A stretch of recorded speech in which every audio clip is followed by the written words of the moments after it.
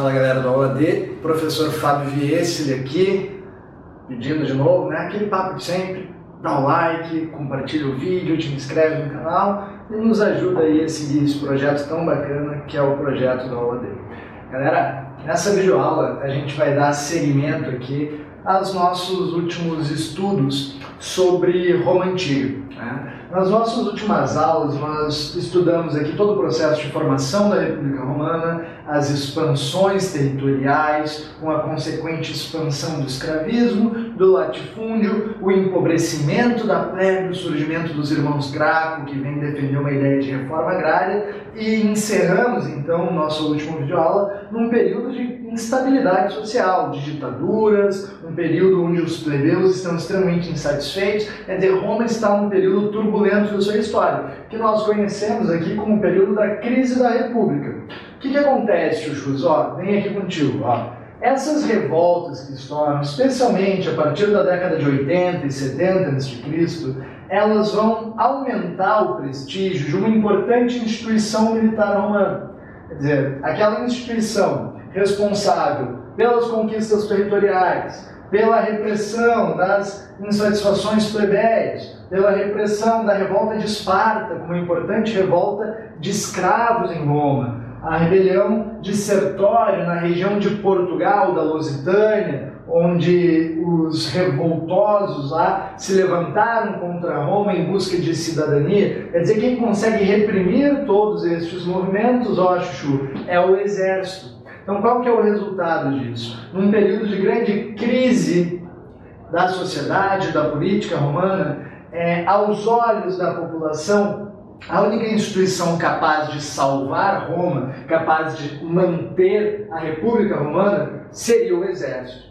Vai ser em função disso que nós teremos uma alteração do ponto de vista político dentro de Roma. Ó, em 60 a.C., ao invés de 2 cônsules, como habitualmente acontecia em Roma, nós teremos aqui a eleição de 3 triúnvaros, quer dizer, formando aqui o primeiro triunvirato de Roma, momento onde nós teremos 3 governantes. O grande Império Romano ele é dividido em 3 partes.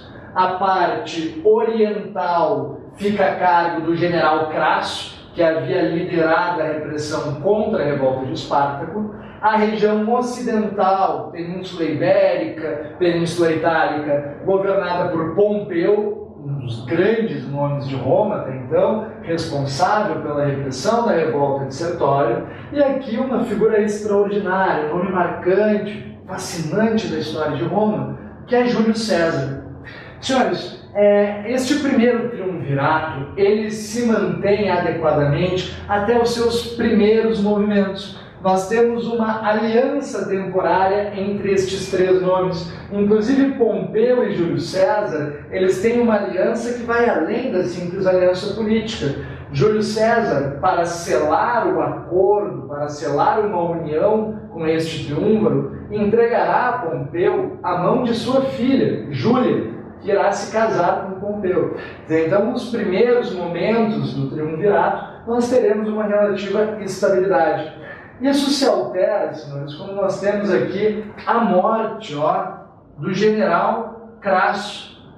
Crasso vai dar aquela falecidinha de leve, vai em busca da luz. O que houve, gente? O Crasso, ele, no meio de uma batalha contra um povo oriental, conhecido como o povo dos Partos, ele acreditava que numa das suas movimentações militares ele iria conseguir encontrar aquele exército pela retaguarda, mas ele erra o seu cálculo e ao invés de chegar por trás das tropas dos Partos, ele vai dar exatamente no meio, quer dizer, ele vai ser completamente dizimado. Parto vai ser morto, o seu exército destruído. Inclusive esse vacilo do Crasso, esse erro, dá origem a uma expressão da língua portuguesa, que é o erro crasso, aquele erro fatal, o famoso erro feio, erro rude, lá no Porto dos Fundos, tá ligado, né? Então o Crasso aqui morreu. Quando Crasso morre, essa aliança entre Pompeu e Júlio César, ela começa a se desarticular. Se inicia uma rivalidade muito grande, o quadro piora, se agrava quando morre Júlia, a esposa de Pompeu, filha de Júlio César. Júlia morre no parto do primeiro e único filho que Pompeu teria com ela, e aí a aliança entre esses dois generais se desfaz. O Senado romano passa a apoiar Pompeu nas suas pretensões de derrotar Júlio César, porque há um receio muito grande em Roma que Júlio César, em função de sua grande ambição, se ele derrotasse Pompeu e se tornasse o primeiro homem de Roma, iria inaugurar um governo ditatorial, autocrático. A sede de poder de Júlio César, ela é famosíssima. Quer dizer, Júlio César é um personagem histórico extraordinário. Se conta aqui que, certa feita, ainda no início da sua vida pública, Júlio César estava indo estudar retórica numa ilha grega chamada de Rhodes, e no meio do caminho ele acaba sendo sequestrado por piratas. Os piratas levam ele até uma ilha e exigem um pagamento de 20 talentos, que era a moeda romana da época, para pô-lo em liberdade. E Júlio César fica furiosíssimo.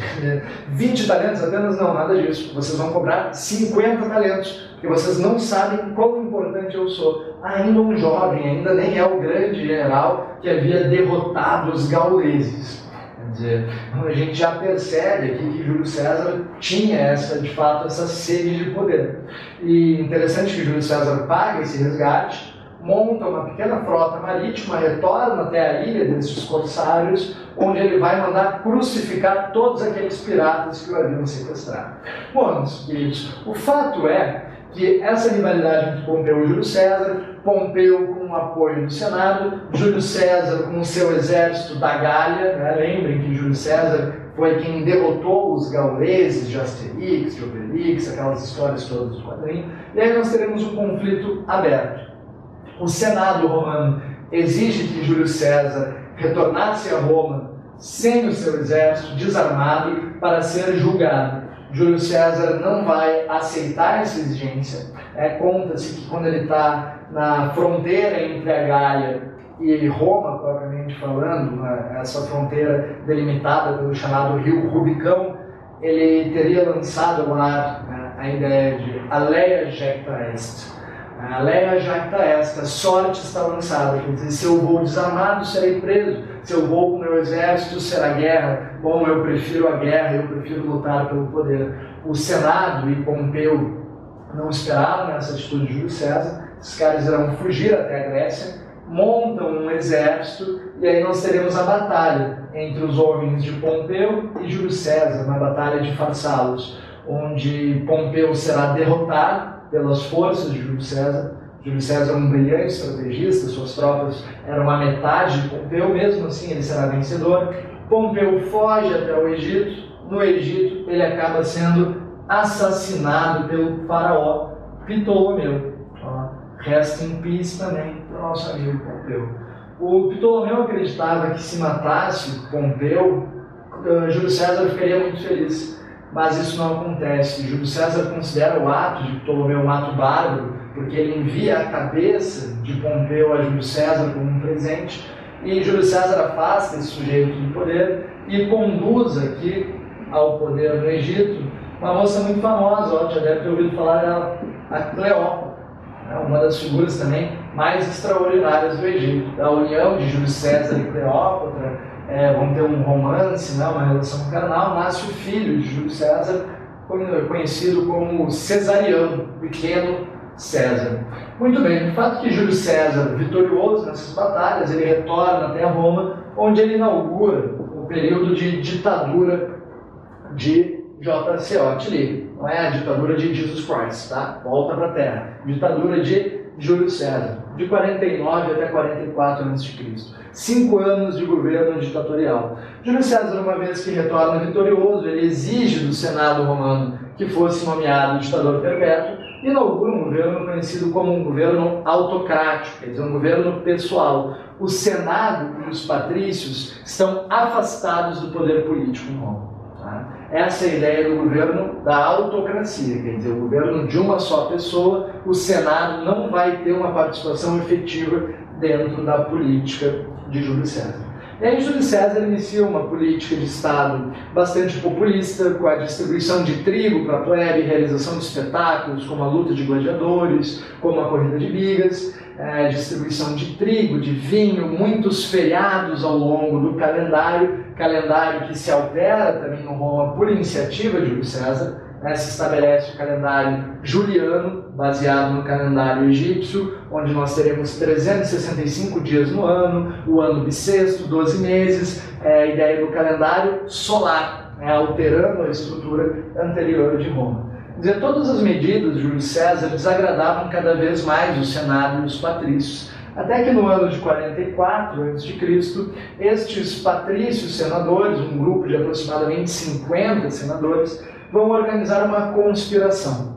Enquanto Júlio César se aproximava do Senado, estes 50 patrícios, com túnicas brancas tapando seu rosto, vão agredir Júlio César. Surpreendem Júlio César, que aquele dia ia ao Senado sem a sua guarda de defesa pessoal, e irão apunhalar 23 vezes Júlio César. Um destes agressores de Júlio César era um sujeito chamado de Brutus, filho adotivo de Júlio César.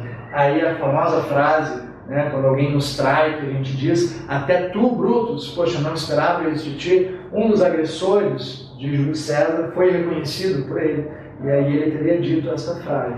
Fato é que a morte de Júlio César, senhores, em função, é muito importante que vocês percebam isso, Júlio César é morto, é assassinado porque ele exclui do poder os patrícios, os senadores, gera um período de profunda instabilidade novamente em Roma. Quer dizer, a classe plebeia que apoiava Júlio César se revolta contra esse assassinato, se volta contra o Senado, é o início de uma grande conturbação.